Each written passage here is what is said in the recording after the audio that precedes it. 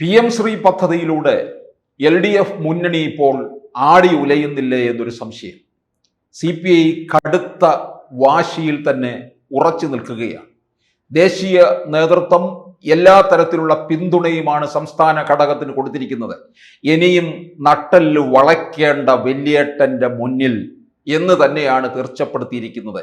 ഒരുപക്ഷെ 4 മന്ത്രിമാരെ പോലും പിൻവലിക്കാൻ തയ്യാറാകും. മന്ത്രിസഭാ യോഗങ്ങളിൽ നിന്ന് വിട്ടുനിൽക്കാനും സാധ്യതയുള്ളതായിട്ടാണ് അറിയുന്നത്. ഈ അവസരത്തില് ഇത്രയും ചവിട്ടും കുത്തുമേറ്റ്, അതായത് എല്ലാ തരത്തിലുള്ള പരിഹാസവും ഇവരിൽ നിന്ന് CPI ഏറ്റുവാങ്ങുകയാണ്. ഒരു വാർഡ് കൗൺസിലറെങ്കിലും സ്വന്തമായി നിന്ന് ജയിക്കാൻ കഴിവില്ലാത്ത ഒരു പാർട്ടിയായി നിങ്ങൾ മാറിയിരിക്കുന്നു എന്നുള്ള തരത്തിലാണ് ശിവൻകുട്ടിയും മറ്റും പരിഹസിച്ചുകൊണ്ടിരിക്കുന്നത്. മുൻകാലങ്ങളിൽ MM മണിയുടെ വായിൽ നിന്ന് തന്നെ വല്ലാതെ കേട്ടിട്ടുള്ളതാണ്, പരിഹാസ ശരങ്ങൾ ഏറ്റിട്ടുള്ളതാണ് CPI.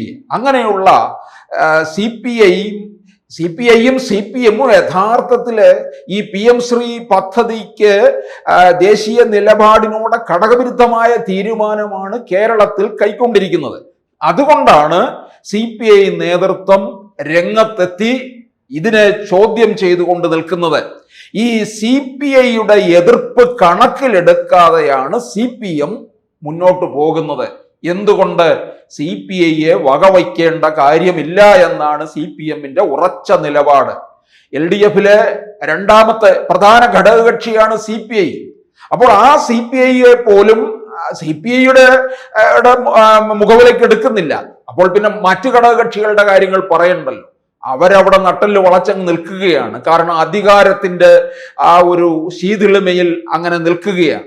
അപ്പോൾ എന്തായാലും ഈ ഇവരുടെ CPMന്റെ ആനുകൂല്യത്തിൽ നിൽക്കുന്ന, അവരുടെ ഒരു താളത്തിനൊത്ത് തുള്ളി നിൽക്കുന്ന ഒരു കണ്ണി മാത്രമായിട്ടാണ് CPIയെ കാണുന്നത്.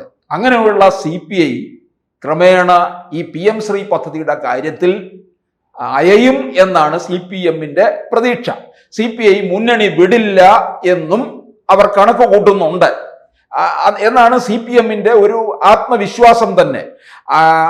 അതേസമയം UDFന്റെ കൺവീനർ അടൂർ പ്രകാശ് പറയുന്നത് CPI വരും, CPIക്ക് വേണ്ടി ഞങ്ങൾ സീറ്റുകൾ പോലും മാറ്റിവെക്കാൻ തയ്യാറാണ്. അതായത് CPIക്ക് നിലവിൽ 16 സിറ്റിംഗ് സീറ്റുകളുണ്ട്. ഈ 16-ൽ നിന്ന് 20-ൽ എത്തിച്ചു കൊടുക്കും. CPIക്ക് ഒരു ഭയമുള്ളതെന്ന് പറഞ്ഞാൽ UDFിലേക്ക് ചെന്ന് കഴിഞ്ഞാൽ അവിടെ മുസ്ലിം ലീഗാണ് പ്രധാനപ്പെട്ട ഘടകകക്ഷി. ആ മുസ്ലിം ലീഗിനെ സംബന്ധിച്ചിടത്തോളം നമുക്കറിയാം, കോൺഗ്രസിനെ പോലും ഭരിച്ചു നിൽക്കുന്ന ഘടകകക്ഷിയാണ് മുസ്ലിം ലീഗ്. അടുത്ത തവണ ഡെപ്യൂട്ടി മുഖ്യമന്ത്രി ആകാൻ വേണ്ടി കുഞ്ഞാലിക്കുട്ടി തയ്യാറെടുത്ത് നിൽക്കുകയാണ്. അവരുടെയും താഴെ മാത്രമേ ഈ CPI നിൽക്കുകയുള്ളൂ എന്നുള്ളതാണ്. പക്ഷേ ഈ CPMന്റെ കയ്യിൽ നിന്ന് ഈ ചവിട്ടും കുത്തും ഏറ്റ് കിടക്കുന്നതിനേക്കാൾ എത്രയോ ഭേദമാണ് അവിടെ 3-ാം സ്ഥാനത്താണെങ്കിൽ പോലും മാന്യമായി നിന്നുകൂടെ എന്ന് വിചാരിക്കുന്നത്. ഒരു കാലത്ത് CPIയുടെ പ്രതാപം ഓർക്കണം. CPIക്ക് 2 മുഖ്യമന്ത്രിമാരാണ് കേരളത്തിൽ ഉണ്ടായിട്ടുള്ളത്. ഒന്ന് അച്യുതമേനോനും മറ്റൊന്ന് PK വാസുദേവൻ നായരും. ഇതൊക്കെ കോൺഗ്രസിന്റെ പിന്തുണയോടുകൂടിയാണ് അധികാരത്തിൽ ഇരുന്നിട്ടുള്ളത്. അല്ലാതെ CPIക്ക് അങ്ങനെ മുഖ്യമന്ത്രിമാരുണ്ടാകാൻ കഴിയില്ലല്ലോ. ഇനിയിപ്പോൾ ഏതായാലും അങ്ങനെയുള്ള ഒരു പ്രതാപകാലം ഒന്നും വീണ്ടെടുക്കാൻ കഴിയുകയുമില്ല. അപ്പോൾ 16-ൽ നിന്ന് 20-ൽ എത്തിക്കുമെന്നുള്ളതാണ്. ആ 20 സീറ്റിൽ എത്തിക്കുമ്പോൾ ചില സീറ്റുകൾ കോൺഗ്രസ് വെച്ചു മാറാനും തയ്യാറാണ്. ചിലപ്പോൾ ചില സീറ്റുകൾ CPIക്ക് താല്പര്യം കാണില്ല, അതിന് വെച്ചു മാറാനും തയ്യാറാണ്. എന്തുകൊണ്ട് വെച്ചു മാറാൻ തയ്യാറാകുന്നു എന്ന് ചോദിച്ചാൽ, എങ്ങനെയും 26-ൽ അധികാരത്തിൽ വരണമെന്നുള്ള ഒരു ദൃഢനിശ്ചയമാണ്. ഇത് തന്നെയാണ് മുസ്ലിം ലീഗും ചെയ്തുകൊണ്ടിരിക്കുന്നത്. കോൺഗ്രസിലുള്ള ചിലർക്ക് വേണ്ടി, ചിലരുടെ വിജയത്തിന് വേണ്ടി സീറ്റുകൾ വെച്ചു മാറാൻ തയ്യാറാകുന്നുണ്ട്. മുസ്ലിം ലീഗ് ഇപ്പോൾ കടുംപിടുത്തം പിടിക്കുന്നില്ല. കാരണം 26-ൽ അധികാരത്തിൽ വരണം, പല വിട്ടുവീഴ്ചകൾ ചെയ്തിട്ടാണെങ്കിൽ പോലും. കാരണം അധികാരത്തിൽ വന്നു കഴിഞ്ഞാൽ പിന്നീട് അവിടെ പല കാര്യങ്ങളും ബാർഗെയിൻ ചെയ്യാം, നേടിയെടുക്കുകയും ചെയ്യാം എന്ന ഉറച്ച വിശ്വാസം ഉള്ളത് കൊണ്ടാണ് ഇത്തരത്തിലുള്ള വെച്ചുമാറലിന് തയ്യാറാകുന്നത്. ഇപ്പൊ ഉദാഹരണത്തിന് ഗുരുവായൂർ മണ്ഡലം കെ മുരളീധരന് കൊടുക്കാൻ തയ്യാറാകുന്നു. ജോസ് കെ മാണി വന്നാൽ തിരുവമ്പാടി മണ്ഡലം കൊടുക്കാൻ തയ്യാറാകുന്നു. അതൊക്കെ ലീഗിന്റെ ഒരു ഭരണത്തിലേക്ക് എത്താനുള്ള ഒരു ത്വര കൊണ്ട് ചെയ്യുന്നതായ കാര്യങ്ങളാണ്. അപ്പോൾ ഇവിടെ കോൺഗ്രസും CPIക്ക് സീറ്റുകൾ വെച്ച് മാറാൻ തയ്യാറാണ്. ഇപ്പോൾ CPIക്ക് പലപ്പോഴും 3-ാം സ്ഥാനത്തൊക്കെ പോയിട്ടുള്ളത് എന്തുകൊണ്ടാണ്? ഇപ്പൊ തിരുവനന്തപുരം പാർലമെന്റ് മണ്ഡലത്തിൽ തന്നെ CPI വളരെ ദയനീയമായ രീതിയിലല്ലേ മുമ്പോട്ട് പോയിക്കൊണ്ടിരിക്കുന്നത്. കാര്യം എന്തുകൊണ്ടാണ്? CPM പ്രവർത്തിക്കാനുണ്ടാകത്തില്ല CPIയുടെ മണ്ഡലങ്ങളിൽ. അതുപോലെ തന്നെ CPM വോട്ട് മറിച്ച് കൊടുക്കുകയും ചെയ്യും. അത് CPIക്ക് ദോഷം ചെയ്യും. അതുകൊണ്ട് എന്തു പറ്റി? കഴിഞ്ഞ എത്രയോ തവണകളായിട്ട് തിരുവനന്തപുരം പാർലമെന്റ് മണ്ഡലത്തിൽ CPI താഴേത്തട്ടിലേക്ക് വന്നിരിക്കുകയാണ്. പോയ തവണയും പന്ന്യൻ രവീന്ദ്രൻ 3-ാം സ്ഥാനത്താണ്. തൃശ്ശൂരിൽ സുനിൽകുമാറിന്റെ പരാജയത്തിന്റെ കാര്യത്തിൽ ഇപ്പോഴും CPIക്ക് CPMനോടുള്ള പക തീർന്നിട്ടില്ല എന്നുള്ളതാണ്. കാരണം CPIയിലെ ഒരു സമുന്നതനായ നേതാവ്, CPIക്ക് അല്പം ഒരു ഇടമുള്ള ഒരു മണ്ഡലമാണ് തൃശ്ശൂര്.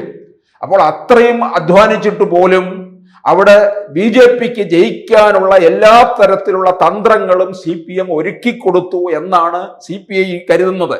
അപ്പൊ അതിലൂടെ അതൊക്കെ CPIക്ക് ഉണ്ടായിട്ടുള്ള ഒരു CPMനോടുള്ള ഒരു പകയാണ്. കാരണം ലോക്സഭാ സീറ്റ് തന്നെ നോക്കുക, 4 മണ്ഡലമാണ് കൊടുത്തിട്ടുള്ളത്. ഈ 4ഇടവും ഒരിക്കലും വിജയിക്കാത്ത തരത്തിലേക്ക് കാര്യങ്ങളങ്ങ് മാറി.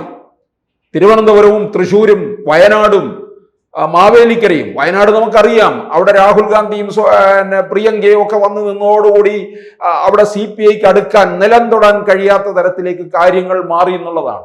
പിന്നെ തിരുവനന്തപുരത്തിന് ഒരിക്കലും CPIക്ക് തിരിച്ചു വരാൻ കഴിയത്തില്ല. കാരണം BJP അതിശക്തമായിട്ട് മുന്നേറുന്നു എന്നുള്ളതാണ്. പിന്നെ എപ്പോഴും നമ്മൾ കണ്ടിട്ടുള്ളത് CPIയുടെ മണ്ഡലത്തിൽ CPMകാർ പ്രവർത്തിക്കത്തില്ല.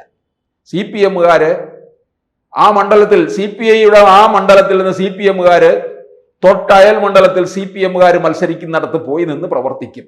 അതാണ് കഴിഞ്ഞ ഏറെക്കാലമായിട്ട് കേരളത്തിലെ രാഷ്ട്രീയത്തിൽ കണ്ടുകൊണ്ടിരിക്കുന്ന കാര്യങ്ങൾ.